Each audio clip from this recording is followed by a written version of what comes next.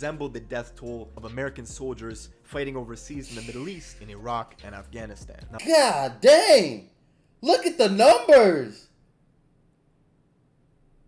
Bro, that is crazy.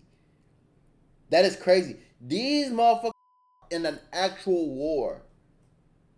And Chicago had more numbers than they did. Is that not insane? Like that, bro. That's basically Gotham. Chicago was basically Gotham, bro.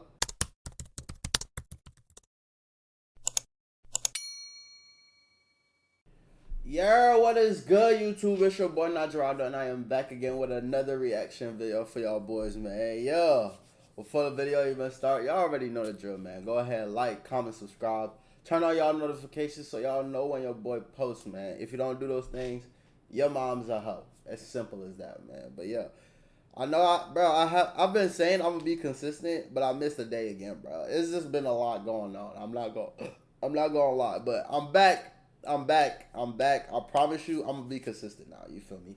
But yeah, today we got how a rapper snuck an RPG into Chicago. This video is a little old, but this is probably the first time I'm hearing about some shit like this. How do you sneak an RPG into the hood? Nah, that's crazy. I'm not gonna lie. That's crazy. That's some crazy ass shit. Yo, ops gotta be the fucking Decepticons. If you need a whole RPG, your ops are the Decepticons. You must be ready to fight the Hulk or something, cause ain't no way. What you need an RPG for a normal human for? Like, that's crazy. Let's just get straight to this, bro. We gotta talk about the situation in Chicago that is infamous. It's a moment in history, and that's the time that an anti-tank rocket launcher was found in the streets of Chicago, and the whole city. How did he even get his hands on a fucking rocket launcher, bro? Like, these motherfuckers are playing GTA. This is crazy. I don't think Chicago is as bad as it used to be back then. You feel me? Now you don't hear nothing crazy happening in Chicago like this no more, for real. But man, back then when O Block was the most popular and shit, all that, when Chief Keef was popping, bro, it was like every other week you hearing something new. You feel me? Like, bro, this nigga literally has a RPG. Like, how did he get his hands on this? This is insane. The whole city damn near had a panic attack. Now, this story takes place in 2013, 2014, right at the height of the Chicago drill scene. This is when Chicago was coined as Chirac. And the reason they called it Chirac was because the death toll in the city was climbing up so high that it resembled the death toll of American soldiers fighting overseas in the Middle East, in Iraq and Afghanistan. Now, God dang! Look at the numbers! Bro, that is crazy. That is crazy. These motherfuckers are in an actual war. And Chicago had more numbers than they did. Is that not insane? Like that, bro. That's basically Gotham. Chicago was basically Gotham, bro. This is insane, bro. Now, the fact that Chicago adopted this name Chirac, and it just so happens that a bazooka, a rocket launcher, was found in Chicago during the same time, that's some sick shit. So in 2013, the Chicago police had received intel that somebody in the 3rd district of Chicago had gotten their hands on an A rocket launcher. Not just one, but two. Shocking? 2? Oh, what the hell? Do you know how hard it is to get your hand on one rocket launcher, let alone 2? Yeah, bro, these motherfuckers is playing GTA, man. Not the police who've seen it before. But before we get into this video, I have to give a big shout out to today's sponsor, and that's the awesome team over at Grade Miners. If you don't worry, Grade Miners, we're gonna go ahead and skip this, man. Go check them out. And now back to because at the time, Rondo was posting to Instagram a bunch of photos with him holding. Hey, bro. Wait, I think I have seen this picture before somewhere. Wait, okay, hold on. I think I've seen this before. Nah, this is actually crazy though. Imagine you get a fucking bazooka, right? And instead of laying low, you go on the net and you flexing that motherfucker. You putting a target on your back. Like, wow. Did he have ammo for that motherfucker though? Like that's the real question. It's one thing to have a fucking rocket launcher, but if he had ammo for that motherfucker too, that's raps. That's raps. That's life in jail. That's life in prison. They might as well put that nigga under the. I can't even talk. They might as well put this nigga under the jail, bro. That's how crazy this shit is. Holding what seemed to be a rocket launcher. And these photos were getting He a lot flexing of that attention motherfucker. online from fans, from civilians, but also from the government, right? They were watching. In fact, the police had been collecting an archive of photos of all these different Chirac rappers with these exotic weapons. Tommy guns, semi-automatic rifles, and of course, this one with Rondo holding a goddamn bazooka. This led the police to create an entirely new unit dedicated to building an infrastructure online of researchers that were using AI to basically figure out all these different slangs and gang codes that were being used on social media, and the goal was to stop them in their tracks before the aggression became deadly. You know what's crazy? It'd be so like wild to me when they go online and they be posting the shit, cause it's like you gotta be real like stupid, like I don't know, you just putting a whole target on your back, and I get it. The whole point is to let your ops know not to fuck with you and all this and that. But to me, it's like, bro, you making the cops' job way easier. Like, they sitting there, they running their hands like, yo, we got him. Y'all make our job too easy. We got him, y'all. They giving each other high fives and shit like, yeah. Like, come on, bro. We gotta do better, man. And the murder rate kept increasing, bodies were dropping every day, and there was one specific red zone.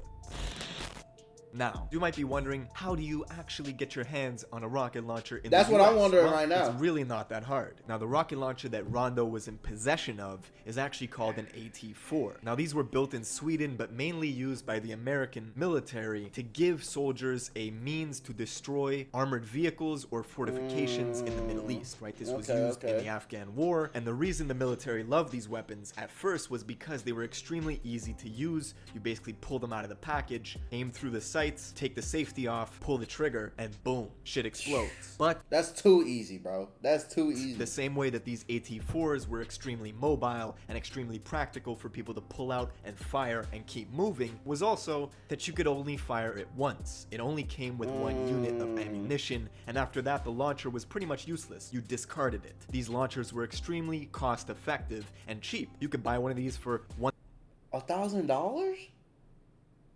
Hold on, y'all. If y'all see me with a rocket launcher, you feel me? Hey, I'm just playing. I'm not, nah. See, I know the FBI be watching and shit. I'm just playing. It's just a joke. It's just a little jokey joke. You feel me? I'm just playing. Like, I'm not into violence. I don't have no weapons. I don't got no Glocks, no nothing. I'm a regular civilian. You feel me? I make my bed every time I wake up in the morning. I'm not you feel me? So that was just a joke.